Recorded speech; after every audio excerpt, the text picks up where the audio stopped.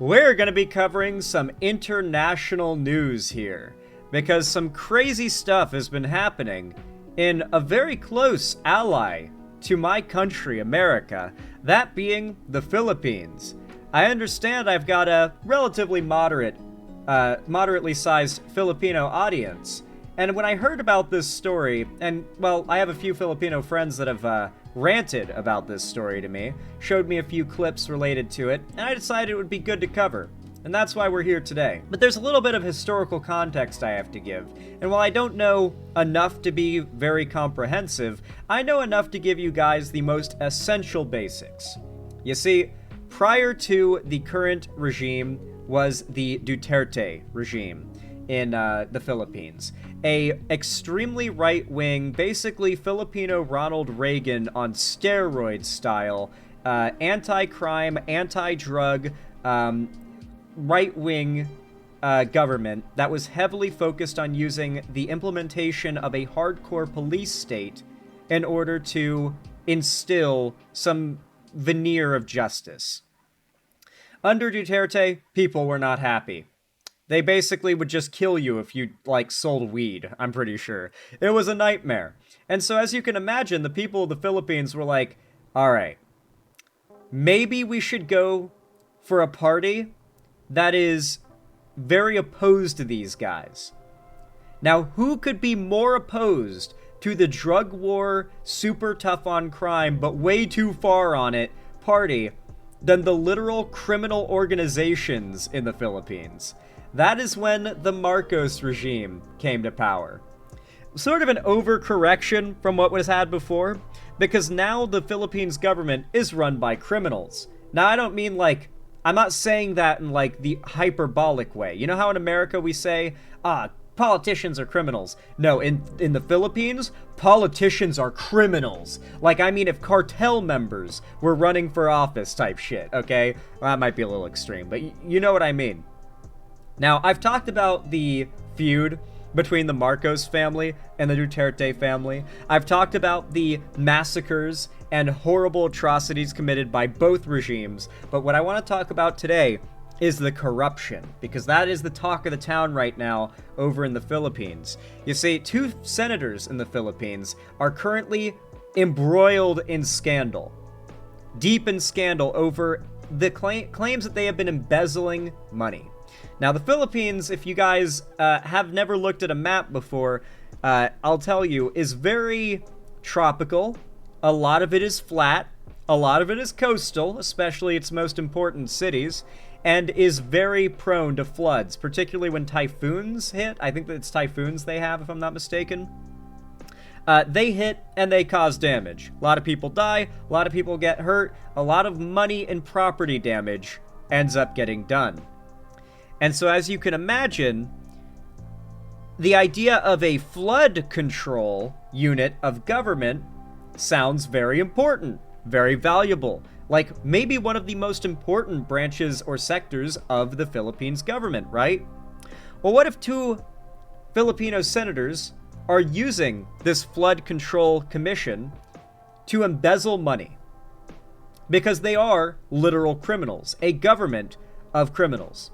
Thank God there is some justice system that still exists in the country to hold these people to account, but prepare for a surprisingly enraging story, followed by an even more enraging clip that I have to show all of you. It was never the same after you guys left the country? Sorry about that, Noct. We Americans are just the best, aren't we? Anyway, folks, let's get back into it. Oh, and by the way, if you enjoy my coverage of stuff, especially when it comes to world news stuff like this, when I cover real politics stories that have, that aren't as exciting as the culture war stuff, it doesn't tend to get pushed by the algorithm very well, so if you guys leave a like, a comment, and a hype on this video, it really does help a lot. And don't forget to subscribe if you haven't already, but without any further ado, let's get into this. 2 Philippine senators have been implicated in flood control corruption inquiries, but deny the allegations. 2 Philippine senators were implicated Tuesday in a massive corruption scandal involving flood control projects that is being investigated by Congress and the government and has sparked outrage in a Southeast Asian nation prone to deadly storms and flooding. Senators Jingoy Estrada and Joel Villanueva strongly denied the allegations made by Bryce Erickson Hernandez, a former engineer of the Department of Public Works and Highways, who testified under oath in a nationally televised House of Representatives Committee on Infrastructure inquiry. In a separate Senate inquiry, on Monday, 2 construction company owners identified at least 17 House legislators who allegedly demanded and received huge kickbacks from them. By the way, this is an example of like the intensely deep corruption found within the government of the Philippines right now. The corruption scandal led to the resignation of the Public Works Secretary. President Ferdinand Marcos Jr. has said he would form an independent commission to carry out an investigation into the widespread anomalies he described as, quote, horrible, and prompted him to withhold fundings for flood control projects next year. There have been relatively small but boisterous pockets of protests, mostly by activists. On Friday, more than 150 former cabinet members, Catholic church leaders, retired generals, business executives, and anti-corruption watchdogs expressed outrage in a joint statement over the multi-billion peso flood control scandal that has harmed and killed our fellow Filipinos in a climate crisis that brings our country even deadlier storms.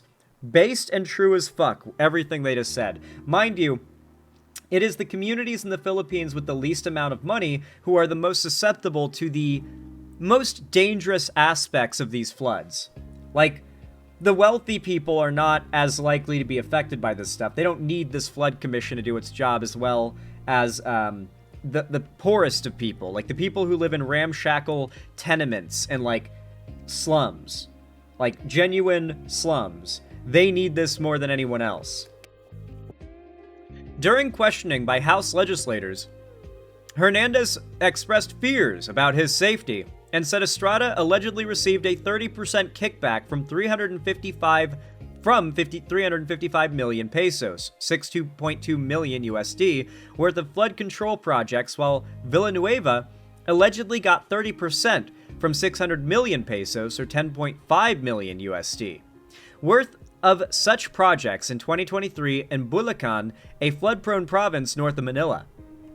The kickbacks allegedly were delivered by government drivers, Hernandez said, without providing other details or offering any evidence. Estrada angrily dismissed the allegations as a big lie and challenged Hernandez to take a lie detector test with him in public. I'm ready to prove that his allegations were all lies, Estrada said in a news conference. Hernandez may have wanted to retaliate after Estrada cited him for contempt in a Senate inquiry on Monday for refusing to answer questions about the ex-government engineer's gambling habits. Ooh, gambling corruption in the Philippines? Is that a big issue too? It's a big issue in Australia, so I bet. Villanueva denied the allegations in a speech before the Senate and said he has evidence to prove his innocence. I will never destroy... Hold on. Perfect voice for this. I will never destroy the name that was given to me by my parents, because it was priceless, said Villanueva, the son of a Christian evangelist and civil rights advocate. Christian evangelist and civil rights advocate, huh? That's interesting. The Philippines has spent an estimated 545 billion pesos, or 9.6 billion in USD, for thousands of flood mitigation projects in the last 3 years. The projects were under government review to determine which ones are substandard or non-existent, as Marcos said he has found during inspections he led in flood-prone provinces in recent weeks. Damn, even Ferdinand Marcos is like, yeah, I admit something weird is happening. We'll investigate. A website the president launched to encourage the public to report anomalies has been swamped by thousands of complaints. The Philippines is lashed by about 20 typhoons and storms each year. In July, back-to-back typhoons and seasonal monsoon downpours set off massive floods that affected millions of people, displaced more than 300,000 others, and left extensive infrastructure and agricultural losses. Dozens died in the onslaught, mostly poor villagers, including in flash floods. As you can imagine, taking money that was meant to be invested in a very valuable infrastructure project meant to save some of the most vulnerable people in your country might be as disgusting as it gets. Genuinely as disgusting as it gets. Now, here's a clip that came from these hearings, this Blue Ribbon Committee, that everyone was talking about online. Like, this was viral, to the point where my Filipino friends were like, Xander, you gotta see this clip. You gotta see this clip. Here's the story behind it. And then they showed it to me. And that's what led to me making this segment. Friends of mine told me that I should cover it, so I decided, you know what? Why not? Mayor Vico, the challenge now is to sift through the half-truths and attempts to mislead us, not only from the spouses Discaya, but from everyone involved. May we remain vigilant and discerning. So bring on point, plus look at the body language. Now, for those who don't know what that meant, basically they had their spouses, I think, up there on stage. And at one point, one of them is being questioned. One of the construction company, like CEO or high-ranking employees, and their spouse is up there on stage. Now, I'm going to make myself disappear here, okay? This is a hearing on whether or not these people were involved in a government corruption scheme to embezzle money meant to be used for construction companies to do said infrastructure projects. They're at a hearing right now on said corruption that has fucked over countless of the most vulnerable Filipinos in their country. What is the last thing you want to do when on camera, under massive scrutiny for something this serious? What is the last thing you want to be caught doing? The answer to that question is fucking laughing. Trying to contain your laughter. Watch what this evil woman does here. Oh my god. Henry, ng Bulacan First. Henry what? Ano apelido? Henry. Bro. Brother. Henry. My face when I find out that I betrayed my country and am a corrupt piece of shit who has helped to, allow the government to embezzle funds that would otherwise be used to help people. That is supervillain level shit. Did she not know the camera was on? How do you have this little self-control that you can't keep yourself from literally face-palming and laughing upon... By the way, if you don't know what was said, I believe the translation is more or less literally just breaking down the damage done by the actions that are alleged towards them, and she is laughing.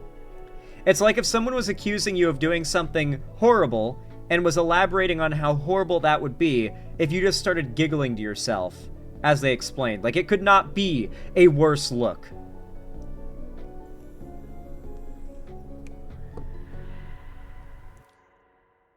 I don't know. I don't have much else more to say about this story necessarily. I just found it to be interesting, and I felt I should be talking about it because I've seen that a lot of Filipinos, including those in my friend group and in my audience, seem to be pretty tapped in on this story.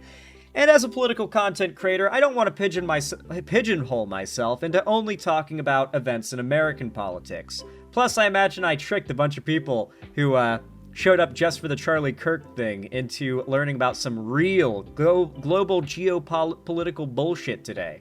So I hope you guys enjoyed it.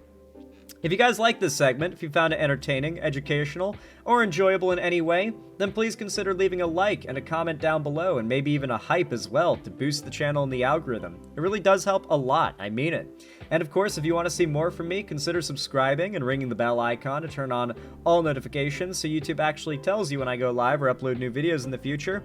Follow my social medias linked down below, especially my fan Discord, and if you want to support me directly, financially, help me keep the lights on and a roof above my head here at the Xander Hall studio, then please consider donating, subscribing, or gifting a sub on my website, xanderhall.com/live, or supporting me through YouTube, Twitch, Streamlabs, Stream Elements, Patreon, or buy some custom Xander Hall merch through the Streamlabs link down below.